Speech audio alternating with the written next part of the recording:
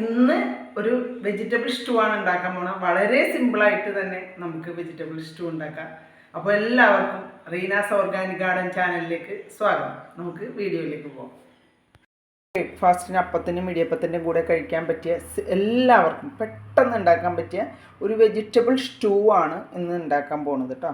അപ്പോൾ അതിനായിട്ട് non stick pan ചൂടായിട്ടുണ്ട്. നമുക്കതിലേക്ക് ഒരു 3 സ്പൂൺ വെളിച്ചെണ്ണ ഒഴിച്ചു കൊടുക്കാം. അപ്പോൾ വെളിച്ചെണ്ണ നന്നായി ചൂടായിട്ടുണ്ട്. അത് കഴിയുമ്പോൾ പട്ട, ഗ്രാമ്പു, ഏലക്ക ഇത് 3ഉം നമുക്കിതിലേക്ക് ഇട്ട് കൊടുക്കാം. ഏലക്ക ഒന്ന് പൊട്ടിച്ചിട്ട് വേണം കേട്ടോ ഇട്ട് കൊടുക്കാനായിട്ട്.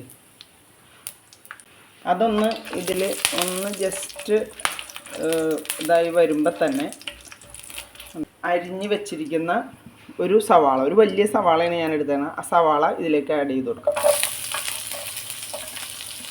കൂടെ തന്നെ പച്ചമുളക് ഒരു 4-5 എണ്ണം ഉണ്ട് കേട്ടോ. പച്ചമുളക് ഞാൻ നെടുകെ കീറിയിട്ടേക്കണം.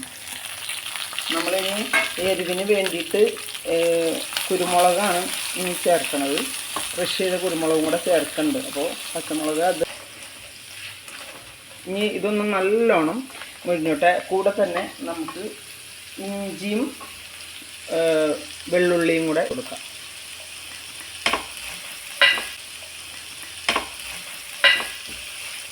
ഇത് ഒരുവിധമായി വരുമ്പോൾ നമുക്കതിലേക്ക് ഒരു കുറച്ച് കുരുമുളകും ഇട്ട് കൊടുക്കുക. കുരുമുളക് അങ്ങനെ തന്നെ കേട്ടോ, പൊടിക്കാത്തതാണ്. ഇതൊരുവിധം മൊഴിഞ്ഞ് വരുമ്പോഴത്തേക്കും കുറച്ച് വേപ്പിലയും കൂടെ നമുക്ക് ഇട്ട് കൊടുക്കാം.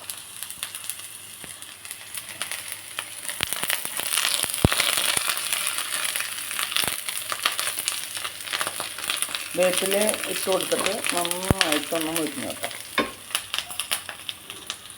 ഇതിപ്പോൾ ഒരുവിധം മൊഴിഞ്ഞുണ്ട്. അതിലേക്ക് നമ്മൾ ക്രഷ് ചെയ്തെടുത്തേക്കുന്ന കുരുമുളക് ഇട്ട് കൊടുക്കണം. കുരുമുളക് ഇട്ട് കൊടുത്ത് കഴിഞ്ഞതിന് ശേഷം തേങ്ങയുടെ 2-ാം പാലും 3-ാം പാലും കൂടെ നമുക്ക് ഇതിലേക്ക് ഒഴിച്ച് കൊടുക്കാം.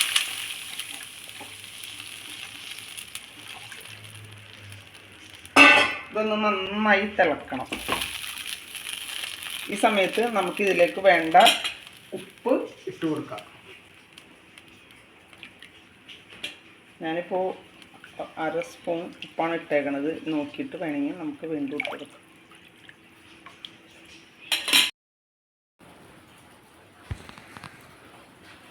ഇത് നല്ലോണം തിളച്ച് വരുന്ന സമയത്ത് പൊട്ടറ്റോ, ക്യാരറ്റും നമുക്ക് ഇതിലേക്ക് ചേർത്ത് കൊടുക്കാം. നമ്മുടെ സ്റ്റൂ നന്നായി തിളച്ച് റെഡി ആവുന്നുണ്ട്.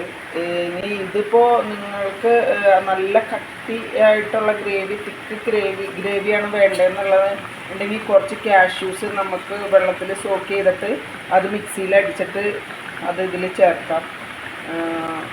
പിന്നെ വേണമെങ്കിൽ കുറച്ച് കോൺഫ്ലവർ വേണമെങ്കിൽ ചേർക്കാം. അപ്പോൾ ഗ്രേവിക്ക് നല്ല തിക്നെസ് ഉണ്ടാവാൻ വേണ്ടിയിട്ട് തിളച്ച് കുറുകി വരുമ്പോൾ നമുക്കിതിലേക്ക് എടുത്ത് വെച്ചേക്കണം 1-ാം പാൽ ഒഴിച്ച് കൊടുക്കണം. 1-ാം പാൽ ഒഴിച്ചിട്ട് പിന്നെ തിളക്കാനൊന്നും പാടില്ല കേട്ടോ. 1-ാം പാൽ ഒഴിച്ചിട്ട് പിന്നെ നമ്മൾ തിളക്കാൻ പാടില്ല. ജസ്റ്റ് ഒന്ന് ചൂടാവാനേ പാടുള്ളൂ. പാൽ റെഡിയാക്കി കഴിഞ്ഞാൽ നമുക്ക് സ്റ്റൂ പെട്ടെന്ന് നമുക്ക് റെഡിയാക്കാൻ പറ്റും. ഇപ്പോൾ ഇത് കണ്ട ഈ ഗ്രേവിയൊക്കെ കുറുകി 1-ാം പാലും 2-ാം പാലും ഒക്കെ തിക്കായിട്ടുണ്ട്. ആ കഷ്ണത്തിലൊക്കെ പിടിച്ച് ഈ സമയത്ത് നമുക്ക് ഇതിൻ്റെ 1-ാം പാൽ ഒഴിച്ചു കൊടുക്കാം കേട്ടോ. 1-ാം പാൽ നല്ല തിക്കായിട്ടുള്ള പാലാണ്. അപ്പോൾ അത് നമുക്ക് ഒഴിച്ചു കൊടുക്കാം. വേപ്പിലയും കൂടി ഇട്ട് കൊടുക്കാം. പിന്നെ കുറച്ച് ക്രഷ് ചെയ്ത കുരുമുളകും കൂടെ ജസ്റ്റ് നമ്മുടെ എരിവിന് വേണ്ടിയിട്ട് അത് ഇട്ട് കൊടുക്കാം. അപ്പോൾ കറി നല്ല തിക്കായിട്ടുണ്ട്. ഇനി നമ്മൾക്ക് ഇതിലേക്ക് അണ്ടിപ്പരിപ്പും മുന്തിരിയും ഒന്ന് വറുത്തിടാം. ചട്ടി ചൂടായിട്ട് നമുക്ക് അതിലേക്ക് 1 സ്പൂൺ നെയ്യ് ഇട്ട് കൊടുക്കാം. നെയ്യൊന്ന് മെൽറ്റായി കഴിയുമ്പോൾ നമുക്കിതിലേക്ക് അണ്ടിപ്പരിപ്പും മുന്തിരിയും വറുത്തിടാം. സ്റ്റൂവിലേക്ക് ഇട്ട് കൊടുക്കാം.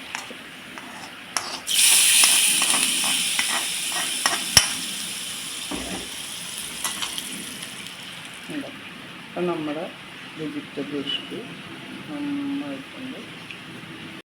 അപ്പോൾ നമ്മളുടെ രുചികരമായ വെജിറ്റബിൾ സ്റ്റൂ റെഡി ആയിട്ടുണ്ട്. ഞാനിപ്പോൾ ഇത് ബ്രെഡിൻ്റെ കൂടെയാണ് സെർവ് ചെയ്യാൻ പോണത്. അപ്പോൾ നമുക്കിത് ഇടാം. നല്ല തിക്ക് ഗ്രേവി ആയിട്ട്, നല്ല തിക്ക് ഗ്രേവിയാണ്. നന്നായിട്ട് നമുക്ക് പെട്ടെന്ന് തന്നെ രാവിലെ നമുക്ക് ഉണ്ടാക്കിയെടുക്കാം കേട്ടോ. എല്ലാവരും ഒന്ന് ട്രൈ ചെയ്ത് നോക്കണം.